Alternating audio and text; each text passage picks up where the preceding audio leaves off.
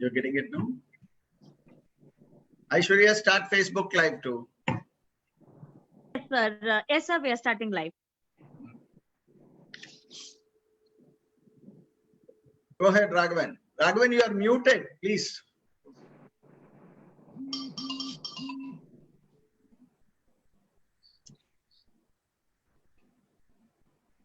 Now only she has unmuted. Yeah. Good evening. Apology for the delayed start. On behalf of SICKI and Mitra, we welcome you to this very important session on agri sector by Dr. Ravi Prasad, former President, Coromandel International. We welcome Mr. Narayanan Vellayan, the Chairman of SICKI Agri Committee. Welcome Mr. Vellayan, past President SICKI. May now request Mr. Ganapathy, President, to kindly deliver the form welcome address, please. Thanks, Dr. Raghavan. Good afternoon, everybody, and welcome to this webinar on what I believe is truly one of the most important subjects for discussion in the scenario as we emerge out of COVID-19. As Sudhir was mentioning earlier, some indications have started to emerge about how life, which are the parts of India that will come back to normal progressively. So while that is something that we will get into during the course of the discussions, I would like to thank Dr. Prasad for agreeing to share his thoughts on this, and also our Chairman of the Agriculture Committee, Mr. Narayan Vellayan, who needs no introduction, coming as he does from the family of the Murugappa Group, a highly respected business group in India. Suffice to say that if agriculture goes wrong, nothing else will have a chance to go right in a country. And it's the only riches a country has that stays within the country. Farm to fork, as it is often referred to, is what defines what you pay for. I still recall having a dinner one day overseas, and my American friend said this piece of onion could well be 3 years ago, because that's how they have built the cold storage, warehousing, etc., and ensured that the difference between farm and fork is not more than 20% or even less. Nordic countries have managed it very well, less than 10%. Even developing countries like Indonesia are at about 20-22%. But India is at a very staggering high, and I'm sure Dr. Ravi Prasad will share that figure with you, which will be quite revealing for most of us. So amongst all these things, with every challenge gives us an opportunity. This is as good a time as to reboot our agricultural sector entirely, greater mechanization, better warehousing, technology for storage, etc., and ensure that the farmers get the correct price, the farmers get the best inputs, and also the consumer gets a product at very affordable prices. And with these few thoughts on agriculture, and I'm not best qualified to talk about it, but to introduce the subject and set the context for this afternoon, I invite Mr. Narayan Vellayan. Over to you, Narayan. Thanks so much for joining. Thank you, Mr. President. Friends, the COVID-19 pandemic has turned our world topsy-turvy. Indian agriculture has always been resilient, like silver. In spite of the erratic monsoons, low mechanization, small farm holdings, etc., its enterprising farmers have resolutely taken up the challenge of feeding the 130 crore plus population.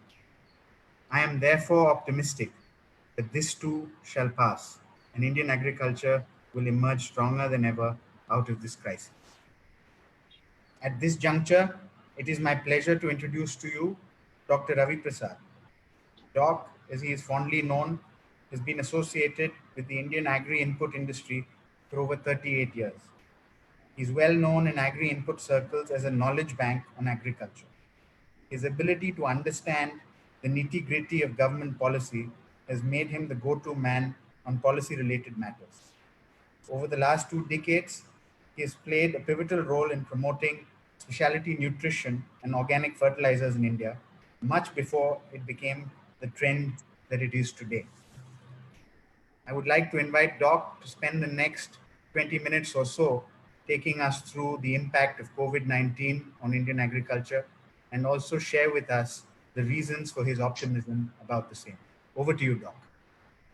Yeah, before Dr. Ravi Prasad comes in, I'll just kind of set the ball rolling as far as Dr. Ravi Prasad's talk is concerned. This is T. S. Sudhir this side. I've known Dr. Ravi Prasad for well over a decade. He used to be a regular on NDTV's business shows on NDTV Profit. And few people, as Narayan said, understand the dynamics of agriculture better than him.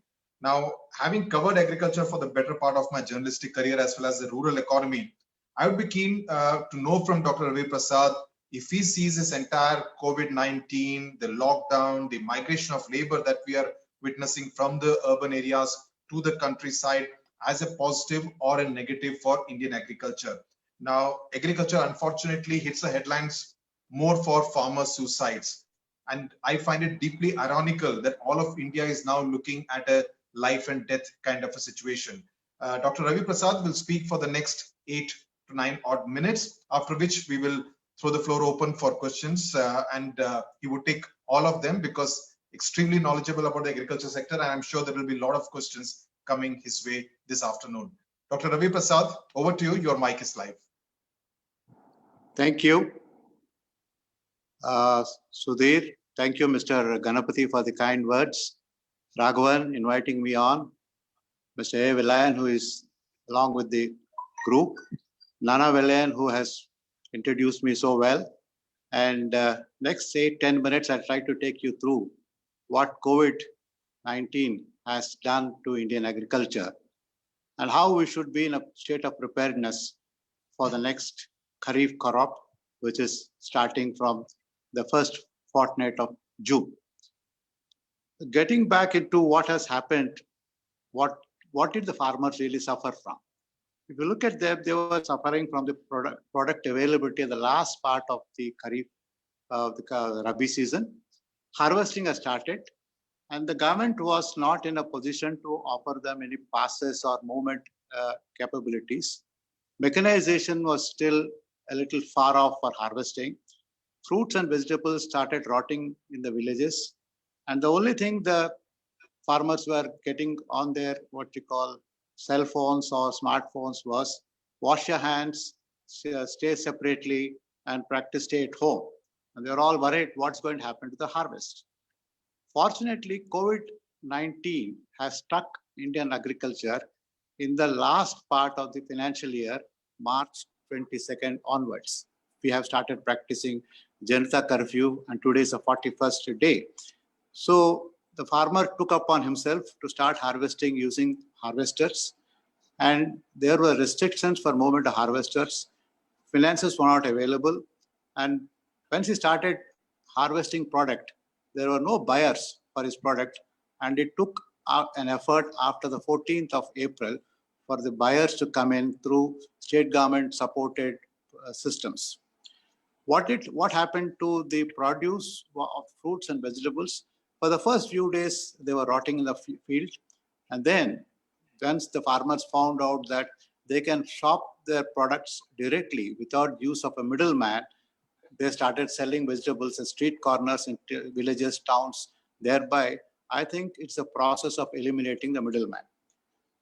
The agricultural input industry, whether it's seeds, fertilizers, agrochemicals, or even parts of rural mechanization, started suffering from lack of manpower or labor at a critical time. Continuous manufacturing units like ammonia manufacturers, sulfuric acid manufacturers, etc., were asked to shut down immediately by the government authorities. And it is difficult for continuous manufacturing industry to shut down immediately because there's a cooling time required for shutting down such plants. What happened to the seed industry? Those who had started bringing in seeds into the godowns for processing, whether it is today we have brought in nearly 90% of the country's corn requirement. Wheat and paddy are just coming inside. Vegetable seeds have already come into godowns, and so has cotton. Certification of these seeds is required for the next crop, which is vital. Fortunately for us, during the last 41 days, things have started rolling. And if you see the woes of the Indian industry, which are many, Agriculture is one which has turned around faster than many other industries.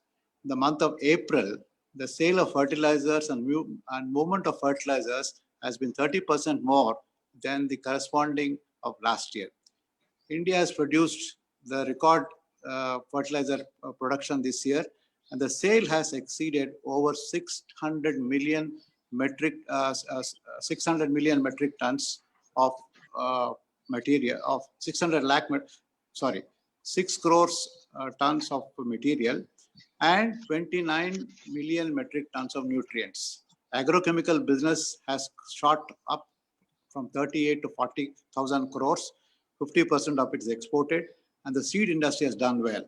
All this has happened during the last 8 days before 31st of March. That is when the Janata curfew was announced. What happened to the output business? We have produced the highest food grain production, surpassing the earlier year. We have crossed 191 million metric tons of food grain, 341 million metric tons of fruits and vegetables, and we are ready to surpass this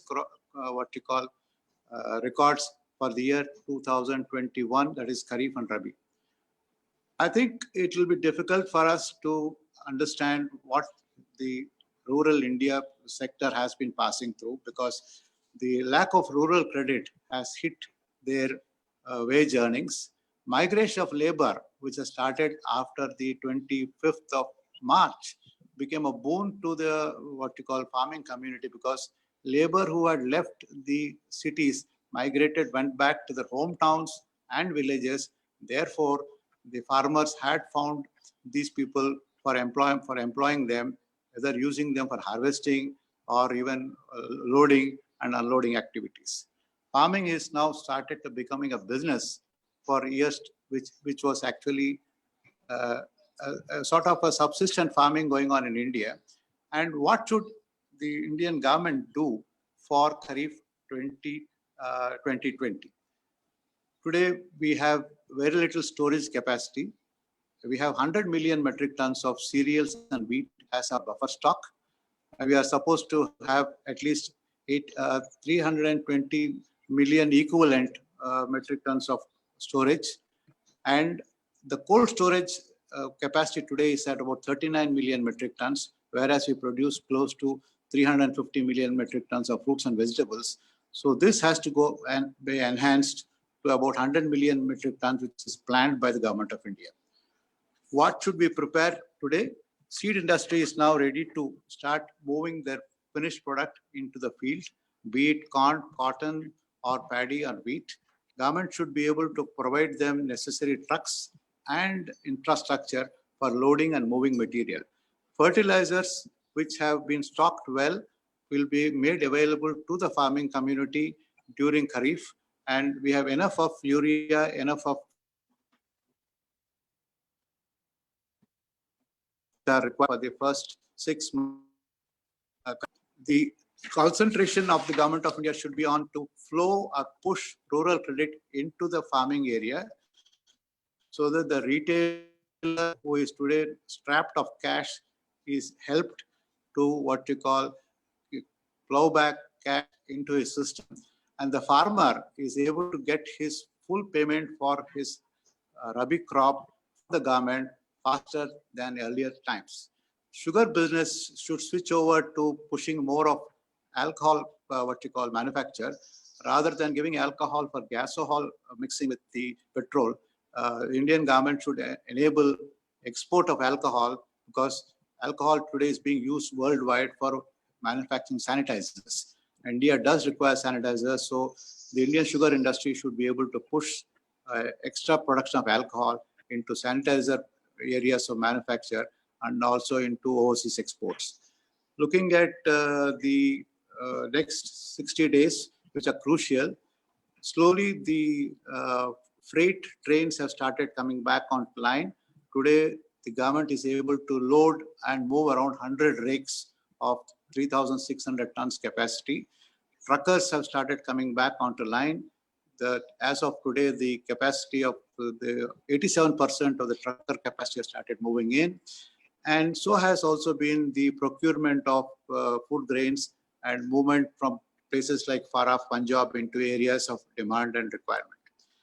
COVID-19 really has not struck any negative chord as far as the rural Indian market is concerned, but the preparedness for Kharif 2020 is vital so that the 130 crore population is fed regularly, properly, and the farmers are also rewarded for their function as well as they get their returns for the harvest they have procured and submitted and delivered to the Government of India.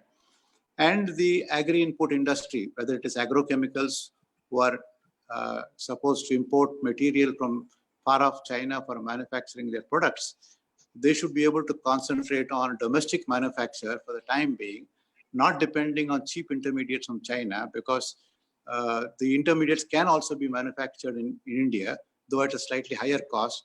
And therefore, thus industry should look inward for self-sufficiency rather than looking for imports from China.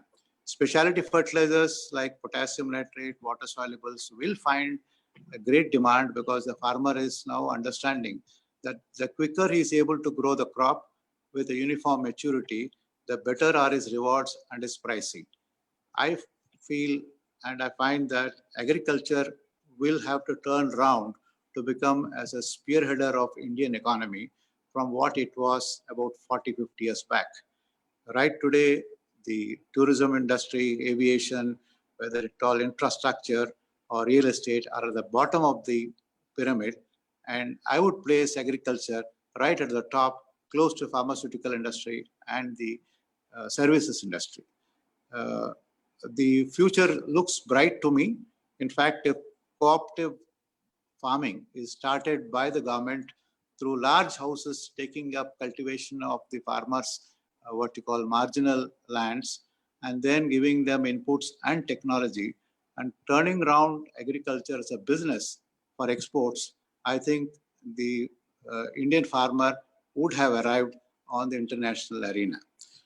I feel that the migrant workers population should also be what you call protected and given special camps wherein the input industry, whether it is a fertilizer industry or the agrochemical industry or the seed industry, are able to provide them the testing facilities and also nutrition, and then give them places where they can be easily moved around without contaminating the rest of the population. It's a Herculean task because continuous manufacturing process industry requires at any point of time 3,000 to 4,000 people contract and also actively management supported people. And to keep them with social distancing or what you call isolation would be difficult. But unless and until we practice with rigor, it would be difficult to run continuous manufacturing industries at 30% or 40% capacity. Right today, the industry is limping back into production, and most of the plants, whether they are urea, superphosphate, phosphatic industry, is started production, while capacity utilization is still about 40 to 50%. I hope that by middle of May, after the probable release of further what you call freer movements, continuous industry will be able to take the challenge and take it up for the movement further. Rural credit, however, should flow continuously, and my banking friends and banking industry should be able to work almost continuously 7 days in a week, so that they are able to transfer the proceeds to the farmer, whether it's from the Jan Dhan account or from a support account, so that the farmer does not feel the need to borrow from a money lender. It would be difficult to cover various what you call input industries in detail, but I felt that at this point of time, the agriculture industry is on an upswing, and with a clearer focus and a sharper work target, India's food production, which is very desired for feeding its 130 crores. Next year, it's supposed to produce 298 million metric tons of food grains. We should be able to surpass that record. I hope, Sudhir, I've been able to meet up your time limit. Though the opening was a little jari, in the sense that the electronic connections were not going through. But possibly I should be able to live up to your expectations of answering questions. Thank you very much, Dr. Ravi Prasad, for this exhaustive kind of look at how Indian agriculture will fare in a post-COVID era. But the one takeaway that I have from your 8 to 10 minute long presentation is that agriculture seems to do better when the rest of India actually shuts up. Is that the correct takeaway, that agriculture seems to have done pretty well for itself, even though the rest of India has been in lockdown?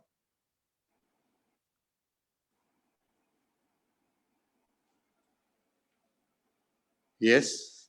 Could you hear me? What I meant to say was, has Indian agriculture done pretty decently, even though the country has been in a lockdown? It does not seem to have impacted it to the extent the way it has impacted other industries. Absolutely, absolutely, in the sense that the farmer has understood that his importance of delivering the harvest in times of what you call need, not worrying about what you call the infectious nature of this particular dreaded virus. He had still gone to the fields and started practicing cutting, chopping, threshing, bagging, and moving material. And it is nice that in a way that it struck us in the month of March. Had it struck us during the month of November or October, it would have been total mayhem, because the farmer would not have been able to harvest anything, and the country would have gone through a lot of harvesting losses, and we would not have been sitting on top of a pile of food grains today. What we are witnessing today on the national highways of the country is a large number of migrant population actually walking back home. And that, I think, is a very tragic sight. People walking from Hyderabad to Chhattisgarh to towns like Balaghat in Madhya Pradesh, some even actually daring to trek all the way to Uttar Pradesh. There have been people coming from Nagpur going towards Tamil Nadu, cutting across Karnataka, Telangana, etc. Correct.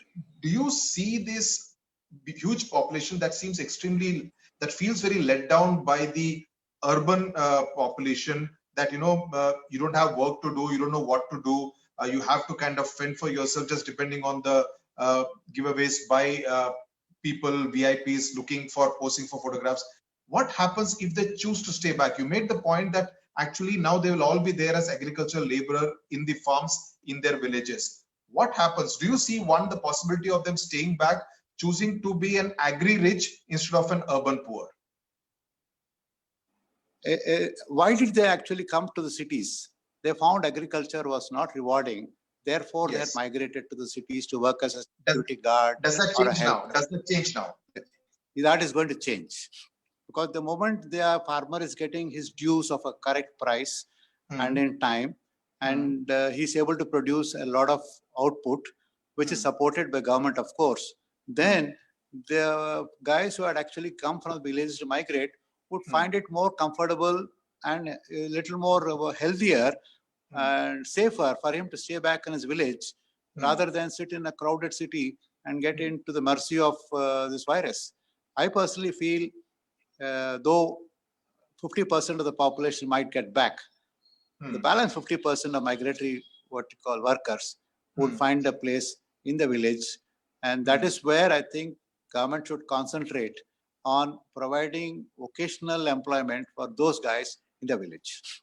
That's a big point you're making, because if 50% of them actually decide that their life in the villages is better than the life in the cities that they were leading. For instance, Telangana's Municipal Administration Minister, Industry Minister K.T. Ramarao was telling me the other day that a large number of the workers who had gone home for Holi to Bihar did not come back, because by the time the Janta curfew, etc. was announced. Now that leaves a big gap, because they are apparently specialists in packing the gunny bags in which to stock all the food grain. So there is now that big gap happening. If 50% of people, as you say, choose not to return to the cities, do you see that gap taking place in the urban areas? See, if you look at this typical case of construction, marble layers, what you call masons, etc., are all coming from Orissa, Bihar, West Bengal into Telangana and Andhra Pradesh. That's right. Now, with the real estate market going down south, the infrastructure market going south, there are no jobs for these people, even if they wish to stay back in a city for doing a job. There would be switchover of jobs. Yes. Mechanization has to come in. Yes, the gunny bag has to be stitched not by a human being, but probably a machine. Instead of packing 75 kg, they may have to pack 60 kgs and do it. So there will be changes in the whole working pattern of these areas. And infrastructure companies need not in future start building roads or dams. They may have to start building cold storages. So the opportunistic change is going up, and it is for the guys to identify where they find that opportunity and put their money there. Because with infrastructure going down, there's not money for building up buildings. Therefore, I think there will be a change in the total vocational, what you call, job functions of these semi-skilled and unskilled people. Yes, so in that sense, this could actually be COVID-19, post-COVID-19 world could actually be a game changer. One question coming from Mr. Kalidas Pramanik from Coromandel International. His question is, during lockdown period, informal income of farmers was not there. Post-COVID-19, what is your view about farmers' income despite bumper crop? See, there was up to between 22nd of March to 14th of April, there were no clear signals emerging to the farming community who is going to buy his wheat or paddy, or at what price are they going to buy. When the government started buying directly from the mandis and also from the wholesaler directly, and the money has started getting what you call filled in, credited to the farmer's account. Whereas today, let us say in the state of Andhra Pradesh and Telangana, farmers are pretty happy that they have received money back into their accounts, and they would expect this to continue in a bigger way. There has been a delay, but I think after the 14th of April, money has started flowing back to the farmers' pockets. Okay, this question coming in from Mr. Ravichandra Babu. Now he's talking about the small holding landholding farmers. He says that would they be better off with a government subsidy directly to their pocket rather than giving them agriculture loans, which in any case later on at the state government level or at the central government level gets waived off. Now most of the time their efforts are wasted due to a host of reasons. Either the monsoon is not good enough, or their failure to reach their produce to the distribution centers, or basically inefficient use of resources. What's your take on it? See, a marginal farmer who owns less than 2 hectares or let us say 2 acres of land today only produces food for himself and a little for his neighbors, that is the local mandis. All along he has been taking from the district cooperative central banks and rural banks some crop loans, and when he goes for the next tranche, he is told to pay back the old loan. And he waits for a loan waiver scheme to come forward, and when his loan is cleared. Subsidy, which is going to be paid directly on account of fertilizers to the farmer's Jan Dhan account, would enable him to purchase these inputs. Instead of using the bank loan, he'll be using the Jan Dhan account money for doing it. But any which way, the output or earnings which he is going to earn out of his marginal farm holding is not going to make him rich unless the whole process is, as I told you, a cooperative structure comes in, whereas the ownership of the land remains with the farmer, but a large house is able to take about 10,000 hectares of land on lease, provide what you call inputs, technology, and then boost up production, and then share the job, what you call a lease amount with the farmer. That is where these what you call small farmers will benefit, rather than trying to grow something in their 2 acre or 3 acre patch. Mr. Chandrasekharan calls crop insurance as a farce. He says, what can be done to make it workable? See, I have never heard the last 38 years any farmer saying that he has insured his field. In fact, it's more out of duress. Whenever you buy a bag of urea of a particular company, he gets what you call insurance for his loss of limb or life for a particular amount in the farm. That's one type of insurance which has been commonly promoted in the country. Whereas crop insurance has always been talked on the news, probably in an editorial, but has never actually been understood or felt by the farmers. Most Hmm. farmers feel that even if the crop fails because of hailstones or drought, government will find some method not to give them their entire what you call insured amount, and therefore they have credibility on this area. Okay. Dr. Raghavan from Sikki asked whether Prime Minister's scheme of giving 6,000 rupees will that help farmers, and he feels that more farm money should be given to the farmers. See, fundamentally, we always talk about two things. One is crop loan waiver, which happens once in maybe 15 years or 10 years, and large sums are given off. The other is the Jan Dhan account of the Prime Minister, wherein he has said 6,000 rupees per farm household for approximately 12 crore farm household, 72,000 crores has been budgeted, and then the first tranche has been paid. I personally feel that 2,000 rupees or 6,000 rupees for a farm household is not very high. It should be enhanced substantially to at least 10,000 rupees, wherein he's able to what you call rustle up some amount of input efficiency and improve his livelihood. 6,000 rupees is neither here nor there. You did touch upon both urea and fertilizers in your talk. Gopi Dharmalingam asked, what will be the demand for organic fertilizers as chemical fertilizers import is affected by COVID-19? See, whether we... Dr. Ravi Prasad, you have lost your video.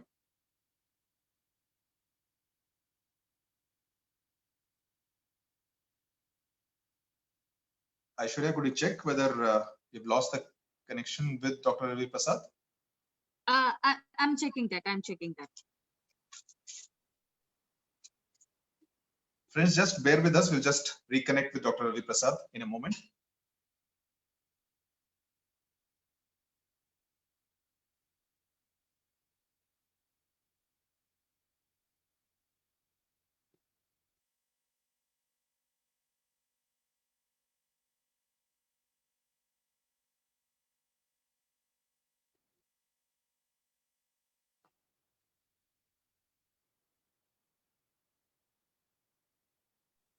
He's connecting back. He got disconnected and he's connecting back. Right. I think agriculture does need a liberal dose of technology. He's come back in. He has come back. I can't see him yet.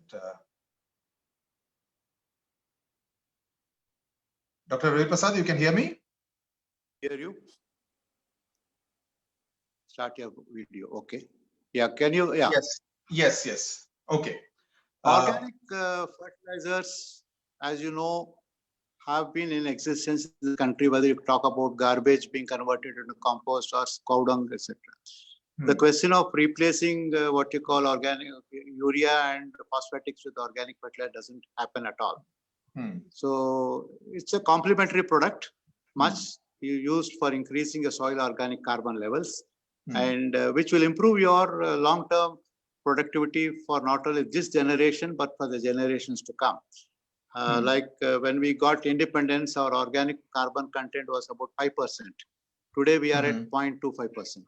So unless this is replenished back, then only these chemical fertilizers which are using will be able to be assimilated by the crop and used for their own nourishment and yield. Otherwise, I don't think just pumping chemical fertilizers will help the yields to come up.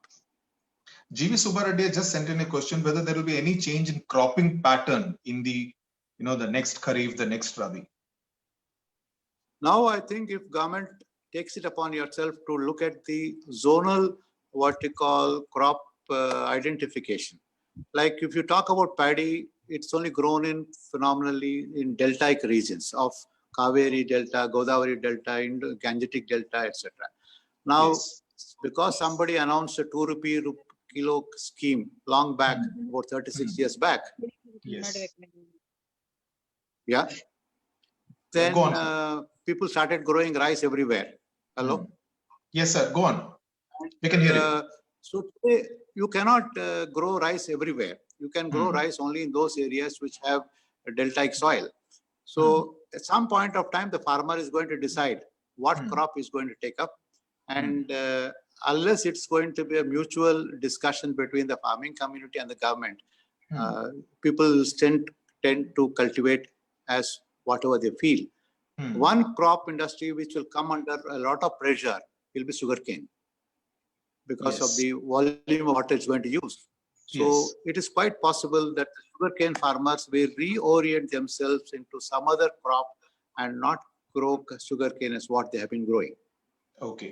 I like the basic narrative in your talk and even in your answers has been that a lot of reorientation that is probably required as far as Indian agriculture is concerned. Himanshu Tiwari asking a question, and which also kind of pertains to this. He says, right now, marketing of input supplies to the farmers has been an issue because of various restrictions imposed by the government. Do you see this as a trigger point for a paradigm shift in buying behavior of the farmers from big brick and mortar dealer shops to online marketing or telemarketing? Right today, many chemical companies have started using the e-commerce route to deliver products into the farmer's house. They had started basically shops which are called company retail showrooms. Many fertilizer companies have started doing it.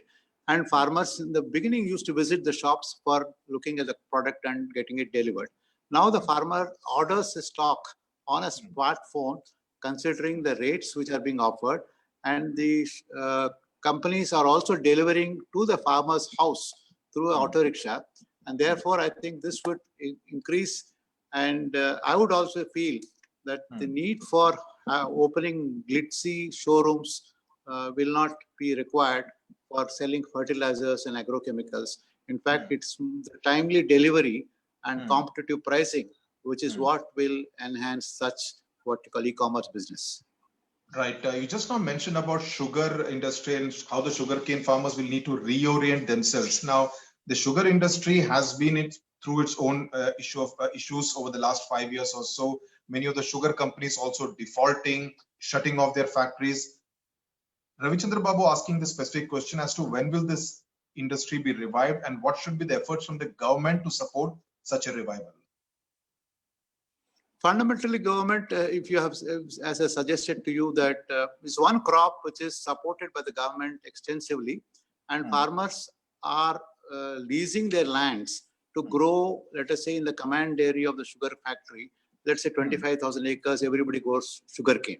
All inputs are given by the sugar mill, and then on the cutting date, the sugarcane inspector comes, certifies your bricks content, cuts the cane, delivers to the what you call sugar mill. The sugar mill pays the farmer. But what has happened over years? Water shortages and drought have claimed a lot of what you call impact on the growth potential of sugar. Number two, the what you call the movement of, let's say, sugar into the consumer industry has also started getting a sort of a block because of excessive diabetic patients who are being generated in India. We today have about 10 crore diabetic patients in India. So sugar started becoming a stigma for the human consumer.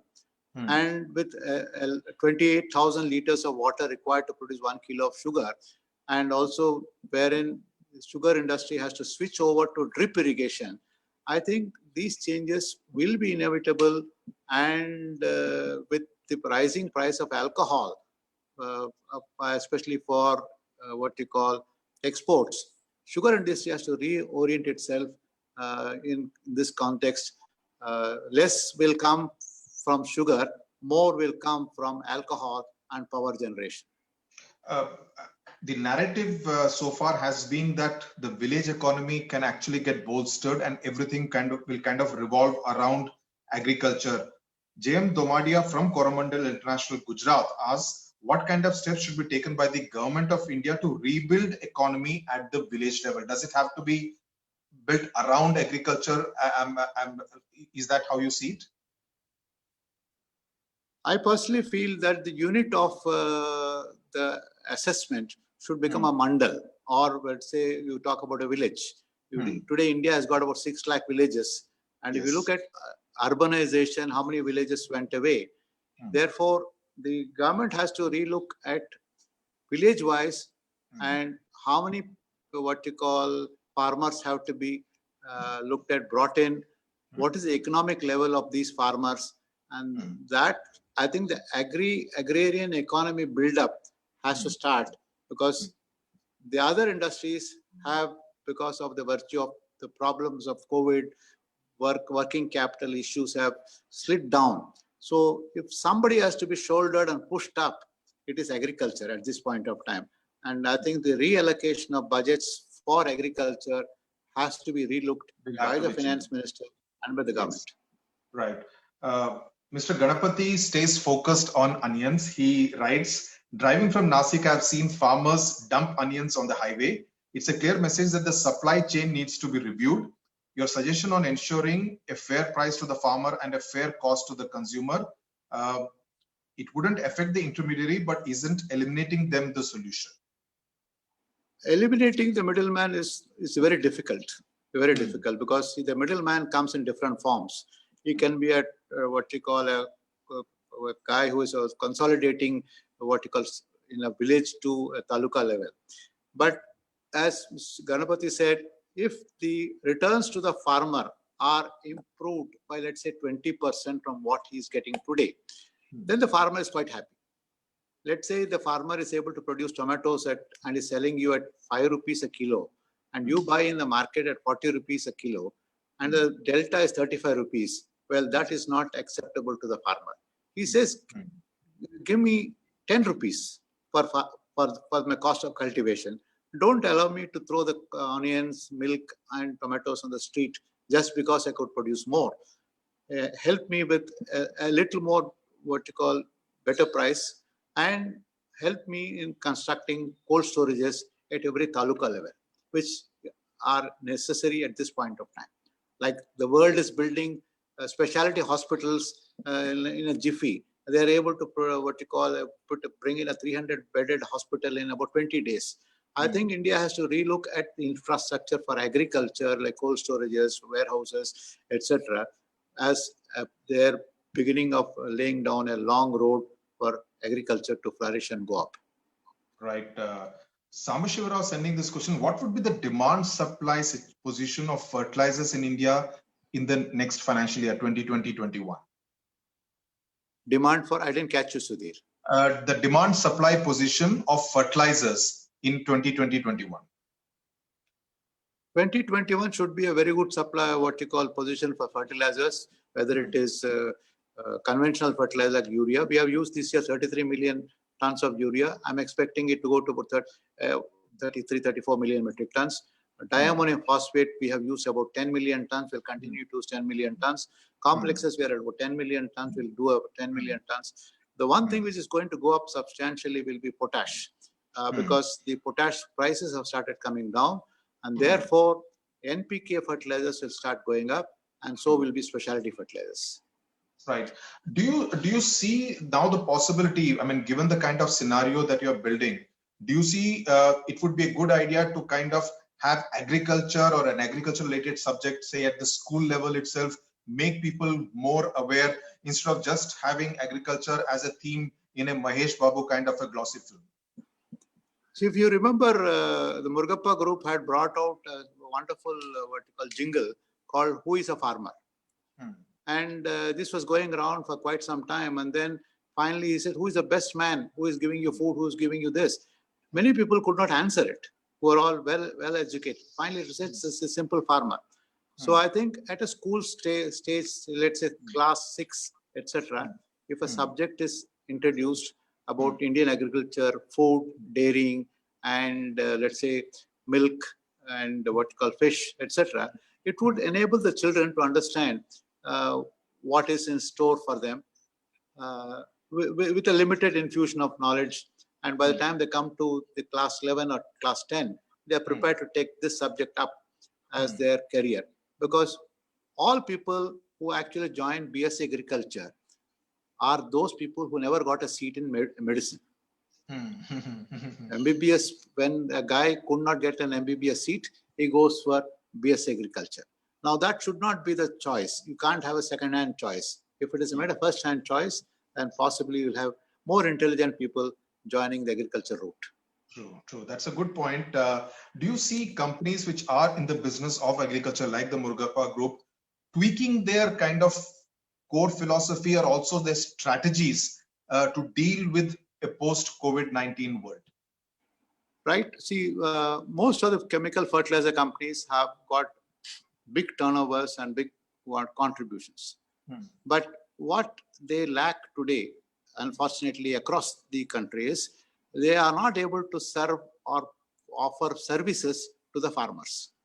Now, unless you offer a service to a farmer, wherein you give them finished product like urea, DAP, some super phosphate or specialties, and you are also buy back from them, from the farmer, the output, because you have gone and promised them that if you use my bag of specialty fertilizers, if you use my bag of urea, your crop yield will go up by 10%. Now that guy has believed you and he has also used your product, and then he has got 10% more. Then when the 10% more is produced, then the market says, oh, there's a glut in the market. We are not going to pay you the full due. So therefore, he gets the law of diminishing returns starts hitting him. If that is where fertilizer companies start buying back what you call material and then re-exporting it outside the country or distributing it and selling services, you should be in a position to say that, let's say we got a pest in your field. The technical group of the company should be able to identify the pest, offer the best solution, create the spraying facilities, and then help the farmer. Then the farmer is wedded to that company lifelong. Because if you are able to clear my problems, I don't mind being your brand ambassador.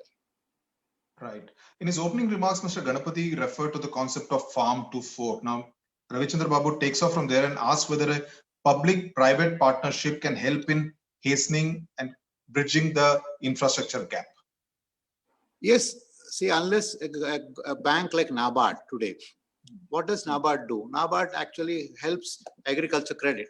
But if a bank like NABARD is able to come forward and then say amalgamation of, let's say, 2 talukas in a particular district as a pilot, they take 500 acres of land and then ask a large fertilizer company to what you call practice agriculture and increase the productivity of that particular 500 acres, then it becomes a showpiece for the rest of the country to mimic and multiply.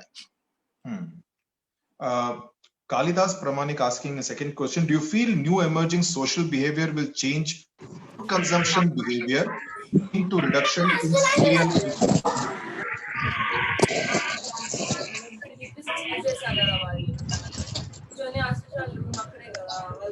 Yeah. I think you need to unmute.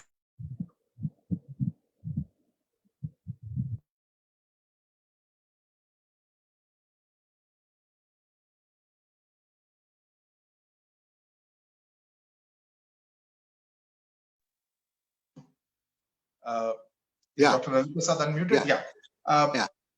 Kalidas Pramanik asking whether you feel new emerging social behavior will change food consumption behavior, leading to a reduction in cereal acreage. I personally feel that the eating habits of the Indians, which changed dramatically between 2000 and 2020 because of the influx of, let us say, pizzas, hot dogs, burgers, will start receding. In fact, because it's not only non-availability, but it's also change of food habits should set in now. People will like to get back to greens, and then they like to drink more milk, and possibly there can be a differential food eating habits will change. Because and two, the socio-economic behavior of what you call marketing foods will also change. It took 18 years for Kellogg's to popularize their what you call early morning breakfast among Indians. But will it take 18 years for them to what you call declog that? I don't think so. Indians can go off the morning breakfast and go back to rice and curd faster than milk and what you call your wafers or whatever it is. So the changing habits can hit very fast. And when it starts hitting very fast, I think the cultural change will get a knock, and I hope the Indian foods are back into business and we are able to benefit out of this COVID interaction. In fact, at a press conference, I think 2 Sundays back, Telangana Chief Minister K. Chandrasekhar Rao had actually ridiculed people who wanted the Pizza Swiggy's and the delivery. Zomatos to be open. He said, "What happens if we don't eat pizza for some time?" And he was a little confused. Is it pasta or is it pizza? So I guess you have a point out there. Thank you very much for patiently answering all the questions and giving us an overview of how life, especially in the agriculture sector, will change post COVID-19. And it's very heartening to know that things will actually look up in the agri sector and not keep getting negative news from the farmers and from the countryside. Thank you very much. Apologize for a few technical glitches. Thank you, to all the Sudhir. participants. Excellent comparing. Excellent comparing. Thank you very much. Dr. Thank you, Mr. Prasad. Ganapathy. Thank you, Mr. Raghavan. May I request Narayan. Mr. Sumi Hazare to propose a vote of thanks. Yes. Heard. Yeah, can I be heard? Yes, Yeah. yes, you're loud and clear. Thank you very much. On behalf of Siki and Mitra, it is my pleasure to place on record our gratitude to Dr. Prasad for his excellent presentation, displaying his valuable thoughts and inputs on agriculture with us. This Thank has you. been supported by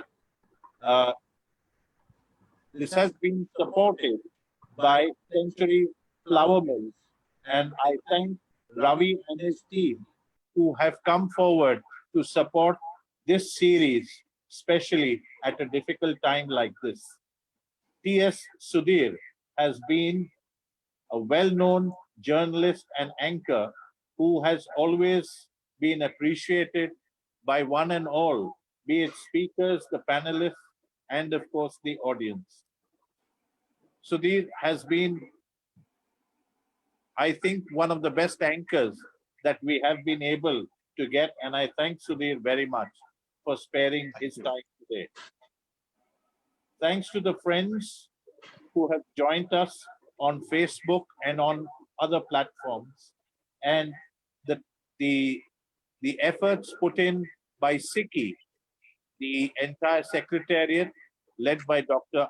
Raghavan and Aishwarya have really sweated to put this together, given the restrictions that are there because of this COVID. Before I close, I would just like to remind everybody that tomorrow at 4 p.m. we will be having a session on tourism, and the speaker would be Dr. PGP, the chairman of the Royal Meridian Group, who has also been our past president. Thank you very much, ladies and gentlemen. Thank you once again, Dr. Ravi Prasad and Sudhir. Thank you. Thank you. Thanks, folks. Stay safe and good night. Thank you, Mr. Ganapathy. Thank you, Sudhir. Thank you. Thank you, Prasad. Thanks a lot, Doctor, and thanks, Will Thank and you. Narayan. Deeply appreciate. Thank you, sir. Thank you.